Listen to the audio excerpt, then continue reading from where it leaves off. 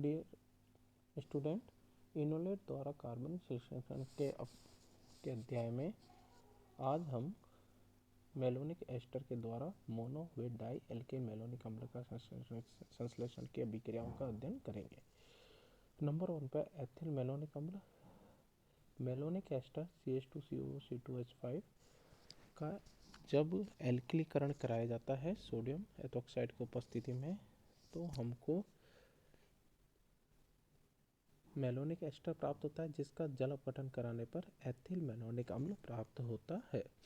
दूसरी अभिक्रिया dimethyl malonic अम्ल का संश्लेषण। जब हम मेलोनिक एस्टर का 2 बार एल्किलीकरण कराते हैं तो हमको डाइमेथिल मेलोनिक एस्टर प्राप्त होता है, जिसका जल अपघटन कराने पर हमको डाइमेथिल मेलोनिक अम्ल प्राप्त होता है। अगली अभिक्रिया है ब्यूटेनिक अम्ल का निर्माण। मेलोनिक एस्टर से ब्यूटेनिक अम्ल का निर्माण। ब्यूटेनिक अम्ल होता है CH3CH2CH2COOH। इसकी अभिक्रिया जब मेलोनिक एस्टर की अभिक्रिया सोडियम एथोक्साइड की उपस्थिति में जब इसका एल्किलीकरण कराते हैं तो एथिल मेलोनिक एस्टर प्राप्त होता है, जिसका जल अपघटन कराने पर और अत्यधिक ताप पे गर्म करने पर विकार्बोक्सीकरण की अभिक्रिया के द्वारा हमको ब्यूटेनोइक अम्ल प्राप्त होता है। अगली अभिक्रिया है डाइमेथिल एसिटिक अम्ल का निर्माण। मेलोनिक एस्टर की अभिक्रिया जब सोडियम एथोक्साइड और एल्किल हैलाइड के साथ में अभिक्रिया करते हैं तो हमको डाइमेथिल मेलोनिक एस्टर प्राप्त होता है, जिसका जल अपघटन कराने पर तथा गर्म करने पर विकार्बोक्सीकरण की क्रिया के द्वारा हमको डाइमेथिल एसिटिक अम्ल अथवा 2-मेथिल प्रोपेनिक अम्ल प्राप्त होता है। अगली नेक्स्ट रिएक्शन है एन वैलेरिक अम्ल। एन वैलेरिक अम्ल होता है CH3CH2CH2CH2COOH। जब मेलोनिक एस्टर की अभिक्रिया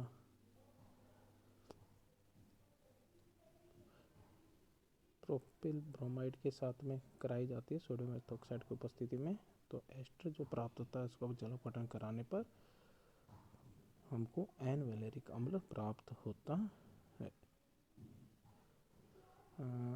मतलब क्रमशः जब इसका एस्टर का जल अपघटन तथा विकार्बोक्सीकरण की क्रिया होती है तो एन वैलेरिक अम्ल प्राप्त होता है। अगली नेक्स्ट रिएक्शन है असंतृप्त अम्लों का जल अपघटन। असंतृप्त अम्लों का संश्लेषण, इसको नोवेन जेल अभिक्रिया भी कहते हैं। जब मेलोनिक एस्टर का किसी कार्बोनिल यौगिकों के साथ पिरिडीन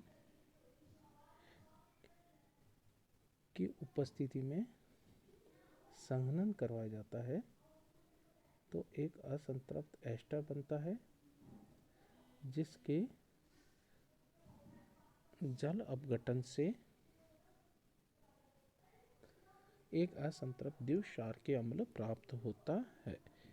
इसे करीब 200 डिग्री सेंटीग्रेड तक गर्म करने से एक अल्फा बीटा असंतृप्त अम्ल बनता है। इस अभिक्रिया को नोवेन जेल अभिक्रिया कहते हैं। रिएक्शन के अनुसार एसिटाल्डिहाइड मेलोनिक एस्टर के साथ अभिक्रिया जब पिरिडीन की उपस्थिति में करते हैं तो हमको एस्टर प्राप्त होता है, जिसका क्रमशः जल अपघटन और विकार्बोक्सीकरण करने पर हमको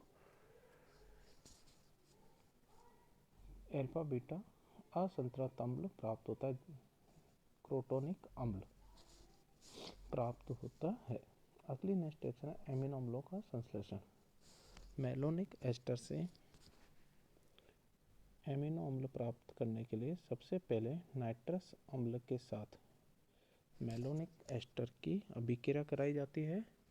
इस प्रकार बने ऑक्सीमीनो व्युत्पन्न का अपचयन कराकर एसिटिलीकरण करवाते हैं तो एसीटोएमिडो व्युत्पन्न प्राप्त होता है, जो जल अपघटन करवाकर गर्म करने से एमिनो अम्ल में परिवर्तित हो जाता है। अगली नेक्स्ट रिएक्शन है मेलोनिक यूरिया अथवा बार्बिट्यूरिक अम्ल का संश्लेषण। यूरिया तथा मेलोनिक एस्टर संघनित होकर मेलोनिल यूरिया या बार्बिट्यूरिक अम्ल बनाते हैं। इसका उपयोग निंद्राकारी के रूप में किया जाता है। मेलोनिक एस्टर और यूरिया के अभिक्रिया कराने पर मेलोनिल यूरिया अथवा बार्बिट्यूरिक अम्ल प्राप्त होता है।